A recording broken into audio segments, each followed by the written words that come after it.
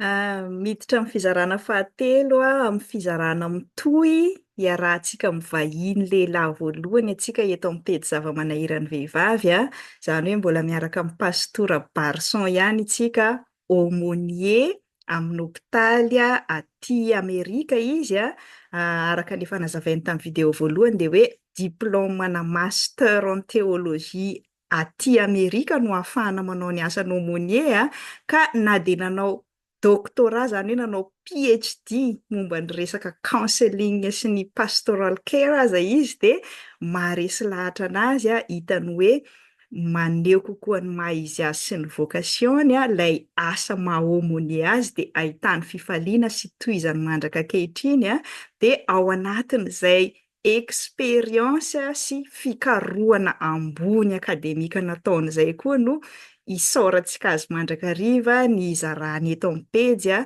indrindra ho antsika vehivavy mba hamantarantsika tsara hoe iza tokoa moa tsika tamin'ny naharian'Andriamanitra tsika tsirairay ho vehivavy manoloana ny rafim-piarahamonina sy ny ratra-po sy ny zavatra samihafa izay mety maneritery sy mamorotra antsika vehivavy tsy afaka tena hiaina araka ny hoe talenta sy nanamboaran'Andriamanitra antsika io dia ho tohizantsika amin'izao fizarana fahatelo izao ny fizarana misaotra anao manaraka hatrany sy manao reaction amin'ny fizarana izay efa natao hatramin'izay dia manasa anao koa mbola hanaraka hatramin'ny farany izao fizarana mitohy izay tanterahantsika eto amin'ny pejy izao. Arak'ilay fifampizarana nataontsika farany zany misaotra amin'ny pastora aloha ny zara hoe ohatrany ahoana ny tokony ataontsika vehivavy ahafantarantsika misimisy kokoa ny tena hoe naharian'Andriamanitra antsika raha ampitahay aina amin'ilay zava-misy manodidina na tao an-tokantrano na tany an-tsekoly na eo amin'ny fiangonana na avy amin'ny ivelany amin'ilay hoe mondialisation namboarin'Andriamanitra manokana antsika vehivavy ary tokony hitrandraka an'io ilay hoe maha izy azy antsika vehivavy io nefa araka ny fanontaniana napetrako dia hoe ilaina ihany koa ny fivelomana zany indrindra amin'ny firenena sahirana ara-bola ohatran'ny Madagasikara indraindray ohatra hoe tena izay moa zanaka mpampianatra-panjakana tena hoe mpiasa-panjakana ambany karama indrindra any Madagasikara ny mpampianatra fa ny ray aman-dreniko moa ny safidy tsy mampaninona anay zany satria izay no tianay mampianatra fa misy kosa nefa ny olona tena hoe ohatran'ilay ohatra nomeny pastora hoe raha anao aumônier pastora any Madagasikara zany mety tsy hahavelona vady aman-janaka raha ampitahaina amin'ilay hoe président synode ohatra izay araka ny pastora hoe tena tsy mety aminao mihitsy ahoana amin'izay ary ny balansena ny fanapahan-kevitra manoloana an'ilay zavatra ohatran'izay ho an'izay ohatra hoe tena fa nahafantatra afaka nandiny tena indrindrandrindra ohatran'ny kako hoe tena nisy nanampy ny découvriran'izay maha izy azy ianao izay ahoana amin'izay ary ny andraisana fanapahan-kevitra satria tsy vitany hoe anao rery ilay izy indrindra ho an'izay manambady aman-janaka sy ny tariny inona no azon'ny pastora zaraina aminay mahakasika an'izay indrindra ny vehivavy. Zava-dehibe izay fanontaniana izay. Wow! Tena important be ilay fanontaniana. Satria eo no mahazava-dehibe an'ilay resaka asa tsara no resahantsika tarehy. Indrindra ho an'ny kristianina satria matetika ny kristianina zany dia milaza hoe tsy manana adidy sy andraikitra eo anivon'ny firenena izy. Hoe io zavatra rehetra mitrangy amin'ny firenena sy ny sisa dia hoe mivavaka anao ataontsika zava-dehibe ny vavaka. Zaho manokana dia tena zava-dehibe amiko ny vavaka. Anisan'ny soatoavina na valeur no raisiko avy amin'ny ray aman-dreniko ny vavaka. Ary anisan'ny nampalahelo ahy rehefa lasa daholo ny ray aman-dreniko. Satria hoe ao iza indray no hivavaka ao anahy. Dia so ianao fa mbola manana zoko be afaka mivavaka, ny tenenako andreo zany dia hoe tena zava-dehibe amiko ny vavaka. Fa ao anatin'izay mahazava-dehibe ny vavaka amiko izay koa no asahiko miteny hoe ilaina koa ny fandraisana andraikitra, asa mivantana. Ka adidy andraikitry ny kristianina, eny andraikitry ny olom-pirenena, andraikitry ny raha vao olombelona moa zany. Za koa indraindray tsy dia tiako loatra ilay hoe ny kristiana ihany no tokony hanao an'izao fa amiko dia antso n'Andriamanitra amin'ny olona rehetra na iza ny hanao zavatra tsara eto amin'ity zao tontolo zao ity. De io zany no ilana n'ilay rafitra, ohatra hoe rafitra ara-politika. Rafitra ara-politika mametraka ny tsirairay afaka hampiasa ilay talenta sy fanomezam-pahasoavana nomen'Andriamanitra azy. Dia io koa no antony ilana fanavaozana mandrakariva eo amin'ny fiangonana. Ary araka ny fanevan'ny Luterana moa dia ny fiangonana Luterana dia Ecclesia Reformanda. Izany hoe fiangonana mihavao mandrakariva amin'ny ary mahakasika ny lafiny maro zay. Tsy mba fanahy Luterana ny hoe efa io no rafitra de io. Fa ny fanahy ny aingany maha Luterana. Esprit zany le resako amin'ny hoe tsy mba esprit luthérien ny hoe efa io izy. Fa ny esprit luthérien dia mihavao mandrakariva, manavao mandrakariva, mitondra fanavaozana mandrakariva. Tsy voatery anaraka ny firena misy eto satria misy ihany koa ny firea-kevitra eto amin'izao tontolo zao zay tsy mifanaraka amin'ny soatoavina kristianina, ny valeur maha kristianina. Fa ary izay no andraikitry ny fiangonana zany karazana manitsy an'izay, manaraka an'izay izy, maharaka ny firimorimon'izao tontolo zao ny fiangonana dia manao fanavaozana araka an'izay tratrany io. Izy koa moa tsy voatery ho parfait ilay fanavaozana zay atao. Fa ny tena tiako hatongavana zany hoe ny olana any Madagasikara dia na ny firenena, ny tompon'andraikitra eo amin'ny firenena sy ny fiangonana dia tsy mandray andraikitra amin'ilay hametraka ny fari-piainana ny vahoaka ao aminy. Tsy mandray andraikitra na ny tompon'andraikitra eo anivon'ny firenena sy ny olom-pirenena rehetrarehetra, fiangonana sy ny kristianina rehetrarehetra, tsy mandray adidy sy andraikitra hametraka ilay rafi-piainana sy lafi-piainana eo amin'ny firenena mba ahafahan'ny tsirairay mamoaka ny talenta sy fanomezam-pahasoavana any anatiny any. Ary de tsy magaga raha misy ny fuite de cerveau araka ny voalazany maro avy any Madagasikara mandeha aty ivelany. Ohatra hoe inona moa misaka ananjy afaka manao ny asa aumônier any Madagasikara, de izy le voalazanao teo. Aty États-Unis dia afaka mamelona vady aman-janaka soamantsara manao ny asany aumônier. Fa any Madagasikara kosa asa moa tsy fantatro. Matetika io ataon'ny zalahy fanasaziana pastora, ny fandefasana pastora mankany amin'ny aumônierie. Fa aty kosa tsy fanasaziana nefa tena safidy tsara mihitsy vokatry n'ilay fandinihan-tena zay nilazaina teo hoe anisan'ny talentako aloha ny mampianatra, manaiky an'io nanaovako fandinihan-tena io hoe nomen'Andriamanitra fanomezam-pahasoavana mampianatra aho, dia fa anisan'ny fanomezam-pahasoavana nomeny ahy ihany koa ny manao pastoral care sy counseling, dia anisan'ny anankiray fahatelonga izay indrindra moa ilay resako teo hoe resaka fianarana langue. Samby ampiasaiko daholo ireo satria amin'ny teny anglisy no nanaovako ny aumônierie aty États-Unis, de izay resaka fanomezam-pahasoavana amin'ny langue zay no antony anaovana an'izay. Ka hoan'ilay fanontaniana teo, io tokoa no manahirana any Madagasikara. Misy ireo fa mahafantatra ny tenany hoe inona ny talenta inona ny talenta nomen'Andriamanitra azy sy ny ohatran'izay. Fa ilay rafi-piarahamonina ny tsy mamela, ilay rafi-piangonana ny tsy mamela, ilay rafitra ara-panabeazana eo amin'ny sekoly no tsy mamela, ilay zava-misy iainana mihitsy aza no tsy mamela. Satria mino aho fa be de be ny malagasy nomen'Andriamanitra fanomezam-pahasoavana sy talenta hamily fiaramanidina ohatra. Fa tsy tonga eo izy noho ny zava-misy. Tsy tonga eo izy noho ny zava-misy. De fa araka ny lazaiko teo nefa hoe Andriamanitra rehefa manome zavatra tsy mba ray no omeny. Fa misy lista be de be ao. De izay no mahatsara n'ilay fandinihan-tena. Ohatra nataoko teo hoe nanome ohatra fotsiny aho teo zany, anankitelo ao anatin'ny maro le niresahako teo. Zany nomen'Andriamanitra fanomezam-pahasoavana mampianatra, zany nomen'Andriamanitra fanomezam-pahasoavana hanao counseling sy pastoral care, zany nomen'Andriamanitra fanomezam-pahasoavana hianatra langue. Dia raha tsy ananako opportunité, raha tsy misokatra ho ahy ilay fampianarana, dia miditra any amin'ny resaka chaplaincy na aumônierie zany. Raha mikatona ho ahy koa io, de hoe Azangy afaka mampianatra frantsay, manao prof de français na afaka manao prof na asa tsy fantatro zay langue tiako ampianarina indray. De raha tsy mety indray dia miditra am'le manaraka indray le lista manaraka. Ya. Dia izay no mahatsara an'ilay fandinihan-tena zay resahako teo zany. Satria na manao ahoana dia tsy ho tonga amin'ny fahafenoany tanteraka ilay naharian'Andriamanitra anao raha mbola eto ambony tany ianao.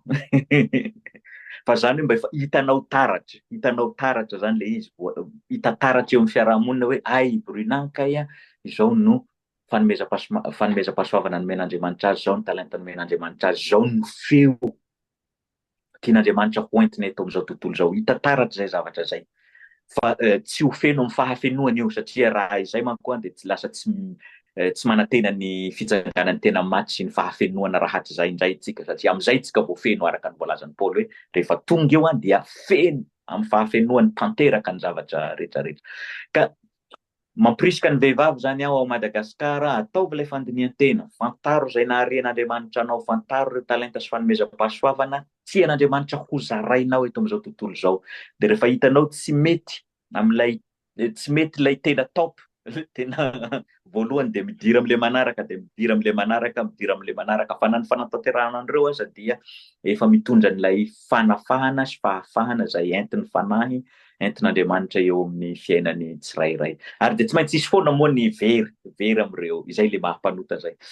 Tsy maintsy misy foana le very am'ireo fanomezam-pahasoavana omen'Andriamanitra ireo, fa ilay fiezahanao manao an'ireo satria efa novonjen'Andriamanitra no tena zava-dehibe eo amin'ny fiainana zany. Ary Andriamanitra mahita lalana foana antaranao an'le izy. Rehefa hitanao hoe ity no iantsoan'Andriamanitra eto amin'izao tontolo zao, ity no feo tian'Andriamanitra hoentiko eto amin'izao tontolo zao, ity no talenta sy fanomezam-pahasoavana tian'Andriamanitra ho zaraiko eto amin'izao tontolo zao, dia sokafano anao eny ny lalana. Indraindray somary elaela ihany, indraindray mafimafy ihany, indraindray migodana be loatra, de mila fitandremana sy ny sisa.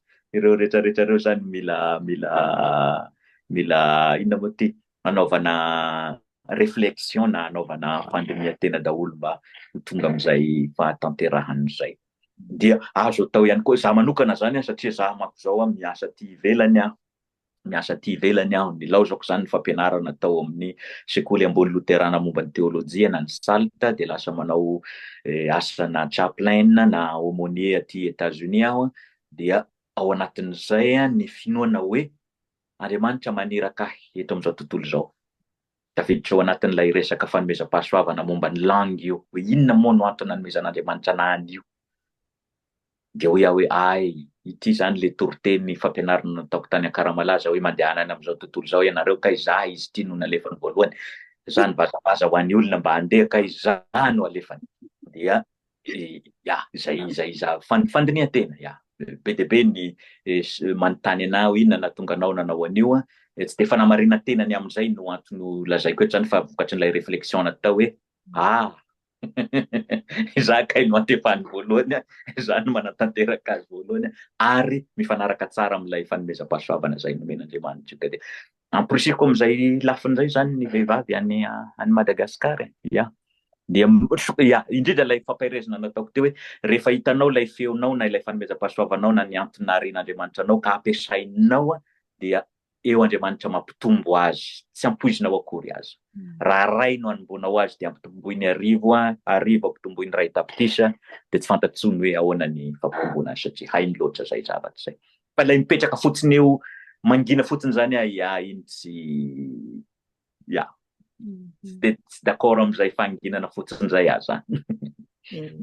Isan'ny nahafantarana anao moa zany tamin'ny sehatra nisy anao io le hoe tsy mipetraka amin'ny fahanginana io manoloana ny zavatra hita hoe tsy izy ary mino aho fa isan'ny zavatra tsy mora zany anefa ny manao an'izay, ary misy fiatraikany tsy aminao manokana ihany fa amin'ny fianakavianao, amin'ny fijerin'ny olonanao, zay tena zavatra lehibe indrindra amin'ny fiarahamonina antsika ataoko hoe tatsinanana rehetrarehetra angamba fa tsy ny malagasy ihany io hoe raha manao an'izao nefa ny za dia lasa zao ny fijeren'ny olonanahy, ohatra manokana zao mahatonga anahy ohatran'ny hoe mahatsiaro hoe afaka miaina kokoa zao za ohatra aty ivelany amin'ny mahamera divorcé célibataire noho ny any amin'ny fiarahamonina malagasy, tena hoe tsy tafia hainao mihitsy zany ianao.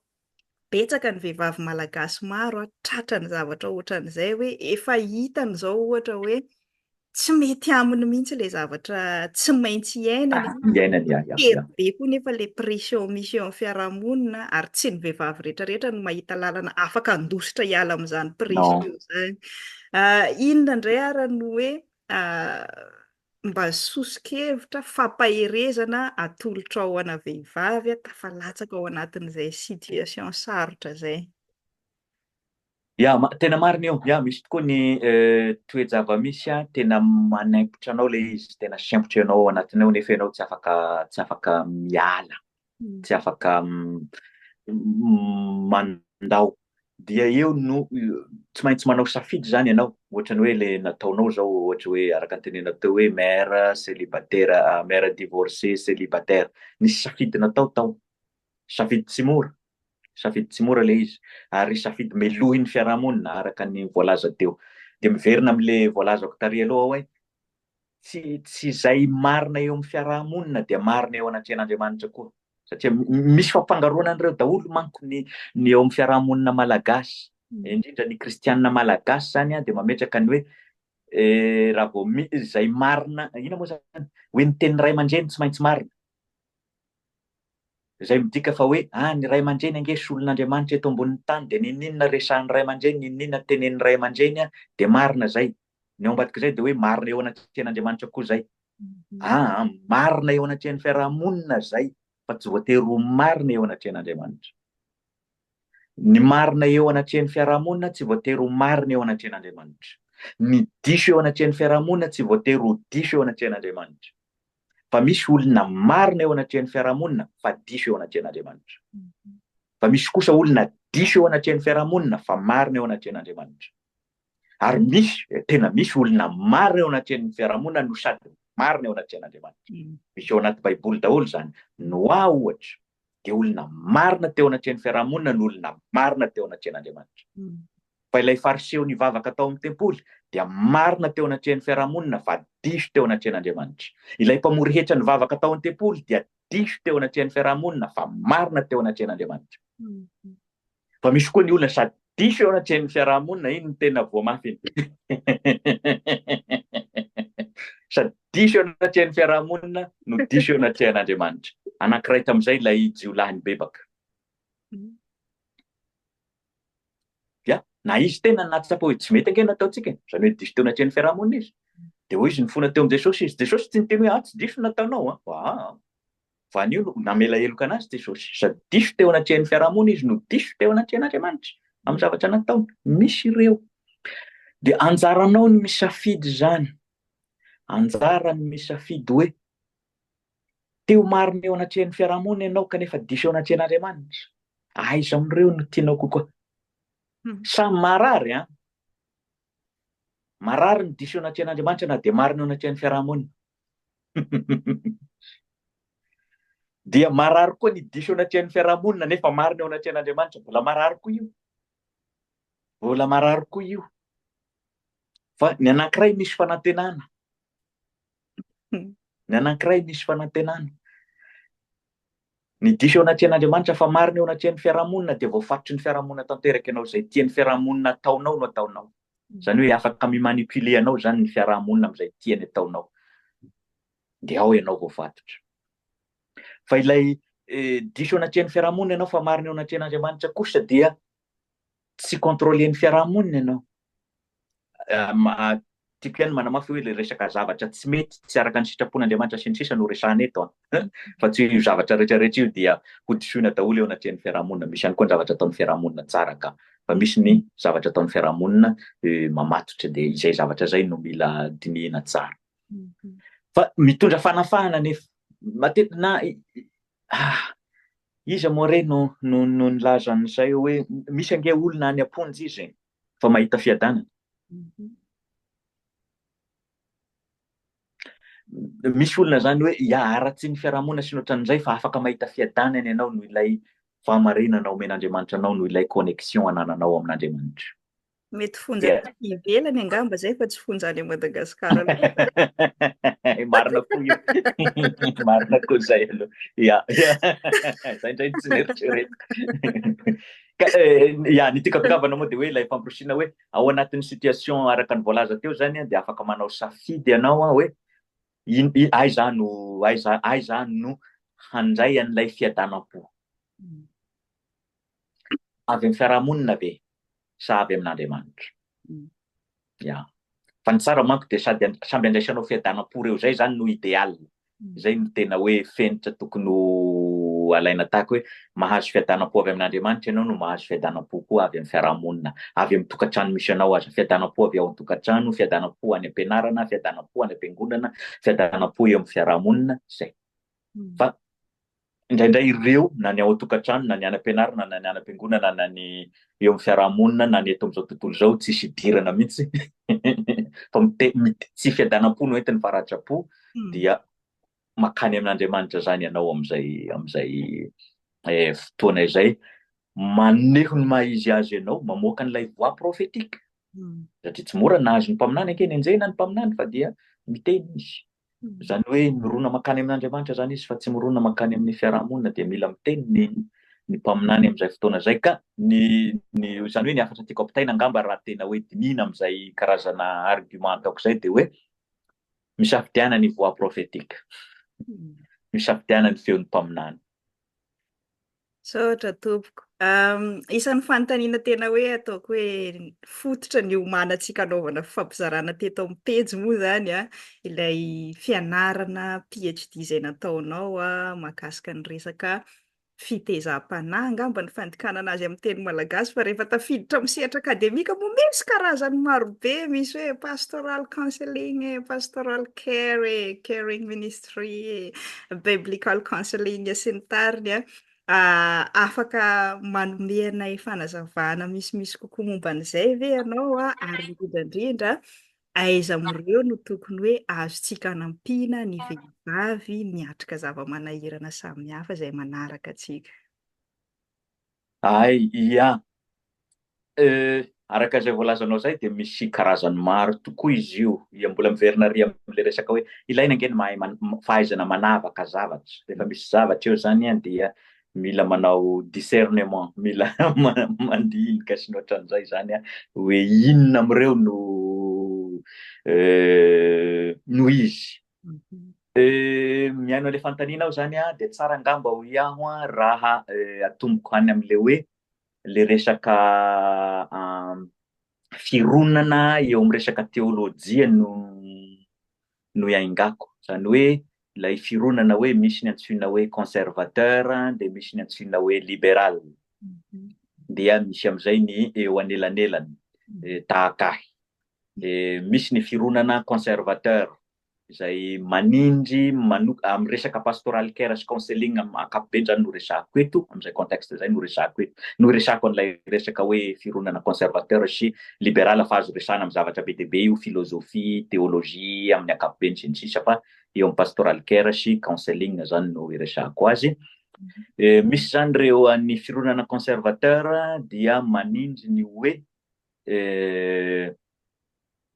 soratra masina irery ihany, tsy misy ankoatran'izay, no entina mitondra fanasitranana ho an'ny olona izay atao counseling.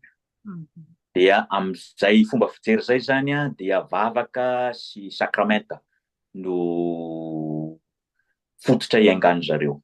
Hoe ninona zany zava-misy eo, marary vatana ilay olona dia vavaka, sakramenta nomena azy, marary saina ilay olona, vavaka, sakramenta nomena azy, voany ratsa-po ilay olona dia vavaka, sakramenta nomena azy, daroany vadiny any an-trano ilay olona miaina ao anatiny antsoina hoe violence domestique dia vavaka, sakramenta nomena azy. Tsy ratsy, tsy ratsy. Satria ny ao ambadika zany hoe ny ao ambadika n'ilay finoana dia hoe ny tenin'Andriamanitra irery ihany sy ny sakramenta no manasitrana an'izany rehetrarehetra izany.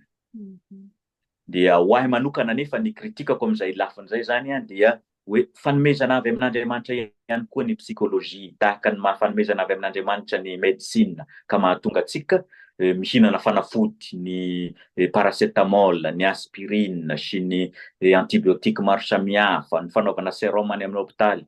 Za aloha mbola tsy naheno avy amin'ireo ray aman-drenym-pifoazana eo anivon'ny fiangonana loterana malagasy hoe nandany reo. Ny tsaika ny toby lehibe rehetrarehetra dia misy hôpitaly. Ny toby, indrindra moa ny toby miaraka amin'ny toby Ankaramalanja dia misy hôpitaly. Ny Ankaramalanja dia misy hôpitaly lehibe. Enina ny toby kelikely aza dia misy clinique, misy ina moa no dispensaire. Misy dispensaire. Ohatran'izay hoe miara-miasa zany ilay tenin'Andriamanitra sy science, ny médecine. Dia izay zany no kritikako amin'ilay fironana conservateur hoe ten'Andriamanitra ihany no anasitranana ny zavatra rehetrarehetra, dia hoe lasa mandany ireo fanomezana maro samihafa avy amin'Andriamanitra amin'ny alalan'ny fahalalana maro samihafa misy eto amin'izao tontolo izao, toy ny médecine, ny biologie, ny neuroscience, ny psychologie, ny psychothérapie sy ny maro samihafa. Amiko zany ireo fanomezana avy amin'Andriamanitra. Dia misy indray ny fironana libéral hoe tsisy idiran'ny vavaka, tsisy idiran'ny sakramenta, tsisy idiran'ny ten'Andriamanitra. Raha vao resaka religion dia esorina tanteraka. Fa dia psychologie pure et simple no ampiasaina zany, zay ihany no atao dia izay no entina manasitrana ny olona. Dia hoe tsy feno indray koa zay, tsy feno indray koa zay satria ny tsara ny siansy be dia be ny zava-tsoa azo avy amin'ny siansa, fa mbola olombelona mpanota ihany koa no manao an'ireo dia tsy feno, tsy ampy, ary tsy ho ampy mihitsy aza mandrakizay. Tsy ho feno mihitsy ny siansa mandrakizay. Na dia hoy isika hoe dia mirimorimo loatra ny fandrosoan'ny siansa teo Andriamanitra ny olombelona. Mbola tsy ampafirin'ny maha-Andriamanitra n'Andriamanitra vitantsika io. Mbola kely loatra zany Andriamanitra resanao zany. Raha io no ataonao hoe dia efa te hitovy amin'Andriamanitra isika dia kely Andriamanitra raha zany. Fa io aza ny tokony hiteny amintsika hoe raha ny olombelona aza mahavita an'io dia hoe wow, tena goavana tokoa zany Andriamanitra zany, fa ny olona kely blitiny nohariny azy mahavita an'ireo rehetrarehetra ireo, izy zany tena mahavita zavatra be dia be. Dia amiko zany, dia zay mahatonga amin'ny teny hoe za zany anisan'ireo mampitambatra an'ireo hoe izy anankiroa samy fanomezana avy amin'Andriamanitra reo, fanomezana avy amin'Andriamanitra ny vavaka, fanomezana avy amin'Andriamanitra ny sakramenta, fanomezana avy amin'Andriamanitra ny tenin'Andriamanitra, dia fanomezana avy amin'Andriamanitra ihany koa ny psychothérapie, ny thérapie, ny counseling, ny psychologie sy ny maro samihafa zay azo ampiasaina io. Ary sivana entina amin'izay inona no tsara amin'ireo ilay fananana ny resaka tenin'Andriamanitra sy ny sisa zany. Misy zany ireo aloha amin'ilay contexte-ny dia miankina amin'ireo amin'izay ilay famaritana maro samihafa resahana teo zany. Ny conservateur ohatra dia maninjiny amin'ny hoe biblical counseling.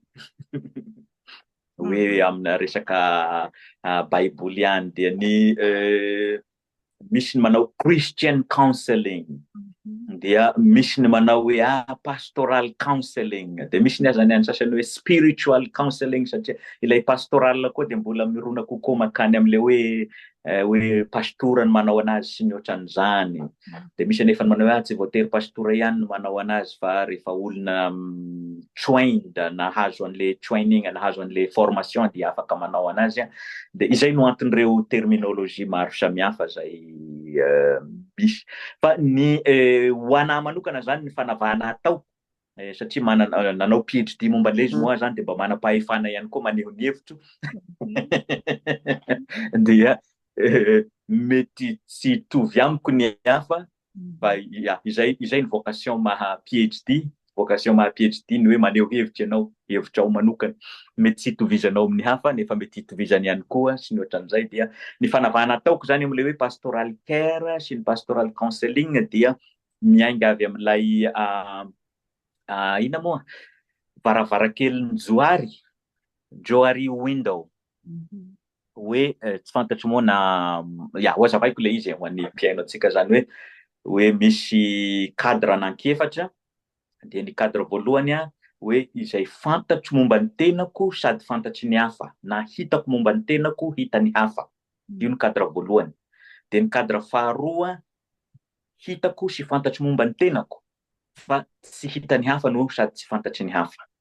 Dia misy ihany koa ilay cadre fahatelo hoe tsy hitako no tsy fantatro momba ny tenako fa ny hafa no mahita sy mahafantatra azy momba ahy. Dia ny cadre fahaefatra farany dia hoe sady tsy hitako no tsy fantatro no tsy hita no tsy fantatry ny hafa, kanefa dia ao izy. Andriamanitra no mahalala. Andriamanitra no mahalala.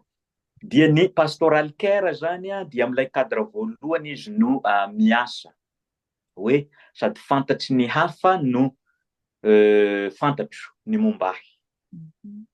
Dia amin'izay fotoana zay zany pastoral care no atao. Ohatra hoe Bruna zao dia fantatro fa olona mivavaka, ianao tsy andà mihitsy ianao raha iteny ao afaka vavaka ho anao ve aho satria fantatry momba anao zay.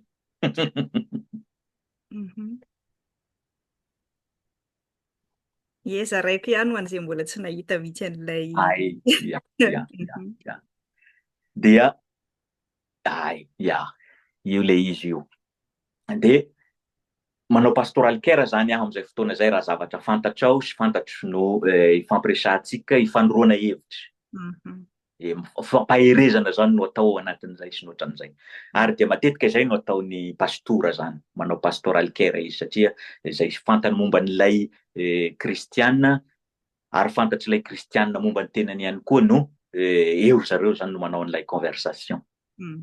Dia mety azo atao ihany koa izy, mety azo atao ihany koa le pastoral care amin'ilay hoe tsy fantatro fa ny hafa no mahafantatra azy, zany hoe ny pastora zany mahafantatra an'ilay nidsako, ilay mahafantatra ny zavatra ilaiko, dia afaka manao pastoral care amiko ihany koa izy. Fa eo amin'ilay fantatro fa tsy fantatry ny hafa, eo no manomboka ny counseling. Satria efa matoa tsy tianao fantatry ny hafa io, misy raha donko ao. Matoa io afenipeninao fa tsy asehonao nizan'izy dia efa misy zavatra ao zany. Dia eo no manomboka ny counseling, zany hoe lalindalina kokoa zany ny counseling. Ny pastoral care afaka zavatra sarotra moa ny teny hoe superficiel, kanefa matoa rehefa fantatry ny olona izany dia lasa hoe zavatra hita ivelany sy ny ohatran'izay. Dia zay zany no pastoral care. Fa raha zavatra manomboka miafina ao anaty ao dia miditra ny counseling. Dia ilay cadre farany hoe tsisy mahafantatra ninina dia io no idirany hoe psychothérapie. Le tena mandalina tanteraka an'io zavatra io na ilay counselor sy ilay olona anaovana ny counseling aza samy tsy hoe inona no mahatonga anao hafahafa rehefa mitsangana eny atreny be sy ny maro. Inona no mahatonga anao? Dia rahana mitrandraka eo zany zay zavatra zay mba ho lasa fantatrao, ka amin'izay ianao zany rehefa miseho ilay zavatra dia afaka entinao ambavaka. Izay nge ny mahatsara an'ilay izy. Rehefa miseho ny counseling zany mivoaka ilay zavatra dia azo entina ambavaka nge, azo entina eo amin'izay sosy amin'izay mba hositrany. Avoaka zany ireo zavatra ireo mba amin'izay ianao afaka mamelatra azy eo anatreo. Fantatry Jesosy ireo fa ianao tsy mahafantatra. Dia ilainao anefa ny mahafantatra an'ireo zavatra ireo. Dia amin'izay ianao afaka miaiky heloka. Afaka miaiky hoe izaho aho Jesosy io. Amin'izay zavatra zay. Eo amin'ilay fomba fijery kristiana zany zay zavatra zay. Ireo zany no entiko manazava n'ilay hoe pastoral care sy counseling, ny firena maro samihafa ao anatiny ao, ny terminologie na ny fomba fiteny mety ampiasain'olona mba ahazoantsika azy hoe aiza zany ihany no tokony hiditra amin'izay lafin'izay. Dia raha mahatsiaro tiako ihany manindry ny maha conservateur dia mety zany indraindray mihevitra hoe misy olona nantsoin'Andriamanitra ho conservateur. Misy zany. Dia misy ihany koa ny olona nantsoin'Andriamanitra ho libéral. Tsy ratsy ho azy ny olona libéral, tsy ratsy ho azy izy. Ny olona milaza ho athée dia tsy ratsy ho azy, fa miantso antsika kristianina mba ahay mamaritra tsara ny Andriamanitra ivavahantsika. Izay ny anahy zany ny fomba fitseriko. Za tsy mba manaratsy ho azy ny olona athée izy dia devoly. Dia hoe misy ilana azy ihany koa ny devoly matoa noforon'Andriamanitra. Mba tonga anao hiantoraka tanteraka eo amin'Andriamanitra sy eo am-potry ny azo fijaliana ihany koa, fa raha tsy nisy devoly angamba tsy fantatro. Ino moa eritreritra mandeha iny aloha dia aza dia raisina tena sérieux kanefa sérieux ihany koa ao ambadika an'izay zavatra zay. Mankasitraka tompoko, tena zava-dehibe loatra izay fizarana ny fanaovantsika teto izay. Fantatra ny amin'ny lafin'ny fotoana sy ny rehetrarehetra nefa dia nahafoy an'izay rehetrarehetra izay. Pastora, mankasitraka indrindra tompoko. Misy afatrafatra ve faraparany amaranantsika ny fampizarana avy amin'ny pastora ho an'ny mpiaino sy mpanaraka antsika na ny lehilahy indrindra ny vehivavy? Misaotra indrindra, misaotra anao Bruna tam'le fotoana rehetrarehetra zay miarahana teto, misaotra amin'ny fanontaniana zay mampandinika tokoa, mampieritreritra tokoa satria za eo am-pizarana azy koa ngia no indraindray manao an'le réflexion no mandinika. Mianatra ihany koa zany aho eo am-pizarana dia misaotra anao am'izay manosika mba hianatra indray. Miala indrindra manapaka kely fa saika ny resako teo moa le fanitaran'ny pastora le resaka teo zany ohatrany hoe am'le contexte scientifique ohatra le hoe tsy ny soratra masina irery ihany fa eo koa ohatra ny psychologie sy ny médecine, fa za nahafantatra olona anankiray tena hoe nisalasala hono izy hanao batisany zanany satria matahotra sao de tsy avela amin'ny pastera hitondra ny zanany ho tsaboina hevo ohatra. Zany hoe le fitsaboana malagasy koa zany indraindray heverintsika kristianina hoe tsy ilaina intsony ohatra ny tambavy, matetika koa moa mifangaro amin'le ry-dadanbe foana zany no mampiasa an'le tapa-kazo ohatra de aritsika miaraka amin'izay daholo reny tambavy, ny fahendrena malagasy reny rehefa manao fitsaboana de zay koa isan'ny zavatra hoe saika nanampiako teo fa tsy tena. Misaotra anao manampy an'izay aloha mariny tonga ao an-tsaiko ao de le fomba fitenin-jareo vazaha tsy fantatro moa na ny frantsay mampiasa an'izay koa fa ny amerikanina no matetika mampiasa hoe aritsika miaraka am'le rano ny zaza ao anaty koveta. Tokony ilay rano maloto ihany no arina fa le zaza kosa tsy tokony arina miaraka am'le rano am'le koveta rehefa avy napandro an'le zaza tsika. Matetika izay no ataon'ny olona am'le fitsaboana malagasy, ny fampiasana an'ireo ravin-kazo sy ny sisa, ny fisotroana tambavy sy ny ohatran'izany de be dia be koa no kanefa dia ilaina tokoa le fisotroana tambavy. Ohatran'ny Covid fotsiny ange zao dia efa nampianatra antsika hoe ilaina ny ravitsara. Fanaovana hevoka ravitsara ny inoako fa namonjy ain'olona maro tany Madagasikara dia mila trandrahina zany zay zavatra zay. Zay indrindra no mahatonga hoe fanomezana omen'Andriamanitra reo dia mila mitrandraka zany tsika hampiasa azy ho amin'ny tsara. Ary zay nahatonga nanindro hoe ilay maha-kristianina amin'izay fotoana izay sivana entina hoe inona no ampiasako an'ity fanomezana avy amin'Andriamanitra ity ho amin'ny tsara. Satria ny fanomezana avy amin'Andriamanitra koa nge azontsika ampiasaina ho amin'ny ratsy. Ohatra hoe ny fahaizana miteny dia fanomezana tsara avy amin'Andriamanitra fa azoko atao ny manompa. Fa izay ve raha amin'ny fijery kristiana zany dia tsy tokony izay no ampiasako ny fomba fiteniko. Fa tokony ampiasaiko amin'ny fiteny mampiabo, fiteny manasitrana, fiteny mitondra fifaliana ho an'ny hafa sy ny sisa, mitondra anatra. Enina dia hanao teny matanjaka zana mavesatra dia teny mananatra ny tokony ampiasako an'izay, zany hoe manao entitra tsara ianao miteny sy ny ohatran'izay zava-dehibe zay lafin'izay dia eo no ilana an'ilay sivana maha-kristy. Solomaso maha-kristiany azariana io. Azariana io. Kanefa azariana koa ireo fanomezana avy amin'Andriamanitra. Fa hiverina amin'ilay hafatra teo zany dia hoe miala tsiny raha napaka kely satria efa mamaraparana ity video ity mba ahafahantsika mivalapatra tsara amin'ilay hafatra, angamba ataontsika fizarana manokana mihitsy amin'izay hoe inona amin'izay ary ny hafatra fampahirenana, sosikevitra atolotra pastora avy amin'ilay fampizarana rehetrarehetra nataontsika teo izay. Ndao ary sy maninona. Ok, rehefa avy eo zany.